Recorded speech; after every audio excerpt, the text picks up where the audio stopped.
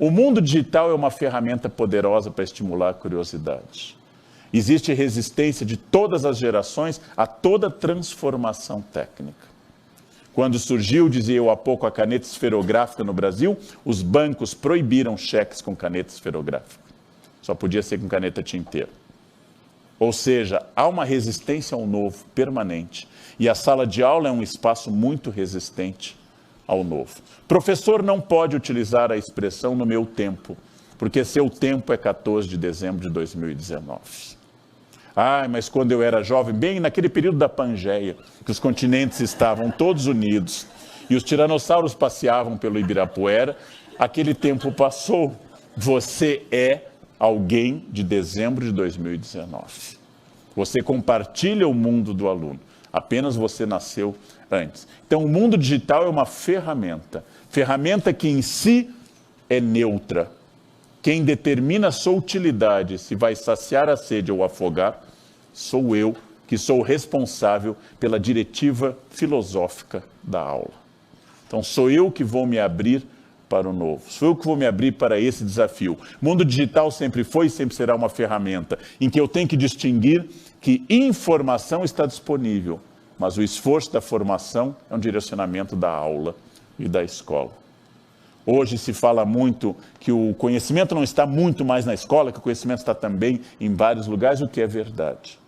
Mas a escola tem um papel de socialização, de contato com o contraditório, de exposição a agentes de contaminação. Toda criança que entra no ensino fundamental tem mais perebas do que tinha antes em casa, de contato com tudo aquilo que a humanidade traz, desde a chance de contrair sarampo na sala de aula, até de encontrar um ambiente distinto daquele de casa.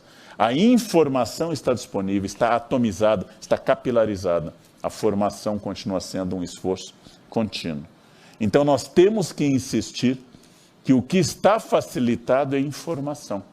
E eu, professor, tenho que indicar o caminho da formação. Ou seja, o que eu faço com essa montanha de dados? Se o desafio de um aluno do século XIX e XX era onde buscar a informação, o desafio de um aluno do século XXI é como validar a informação útil em meio a tantas fontes. Como é que eu vou saber que aquilo é verdadeiro? Eu tenho que lembrar que a tecnologia, a internet, os sites, os blogs não são neutros, mas que as enciclopédias de papel também não eram. Não viemos de um mundo neutro para um mundo de interesses corporativos. Nada é neutro. Em história se diz que neutro só existe o sabão de coco. O resto tem um CNPJ, um CPF, um interesse, um projeto político. E meu grande papel na sala de aula é mostrar que naquele mar de informações há coisas boas, coisas ruins, fake news, coisas muito falsas e interesse. Se eu conseguir abrir os olhos do aluno para que ele use sem confiar como dogma, para que ele tenha aquilo que a gente chama de ceticismo como princípio, o ceticismo metodológico que caracteriza o início da filosofia moderna, se ele tiver isso, ele vai distinguir que no meio de informação, ele pode retirar dados para a sua formação, despertando nisso essa curiosidade. Existe um novo ser cérebro, fazendo um jogo de palavras, porque alguns acusam dessa geração, como um autor chamado Carr, que escreveu um livro Superficiais, ou Os Rasos, The Shallows, e ele fala que são todos superficiais. Não. Posso garantir, depois de 37 anos de magistério, quase 38, que meu aluno atual não é menos inteligente do que há 30 anos, mas a inteligência mudou. Ele é mais voltado a imagens. Ele é mais voltado a um sistema de múltiplos pontos.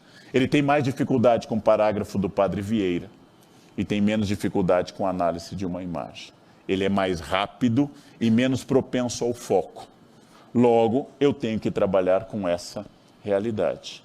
Se nossos professores reclamavam na minha infância que depois de 1 hora a gente perdia a atenção, hoje dar aula em um 6º ano por mais de 5 minutos, com ele focado em um parágrafo, tem que ajoelhar e rezar a São Piaget pela graça concedida a vocês. E essa é a realidade.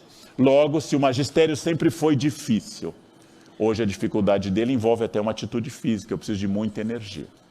Eu preciso de muita energia física, porque aquela ideia de alunos sentados receptivos ao conhecimento, ela está sendo questionada há muito tempo.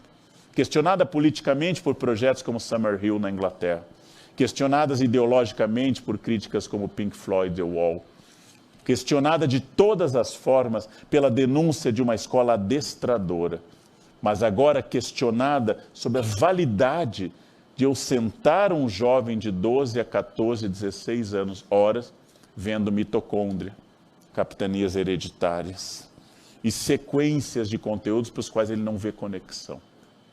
É importante aprender biologia, é fundamental aprender história. Como eu produzo diante desse novo ser cérebro, que é mais dinâmico fisicamente, que é mais instável no seu foco? Esse é o grande desafio.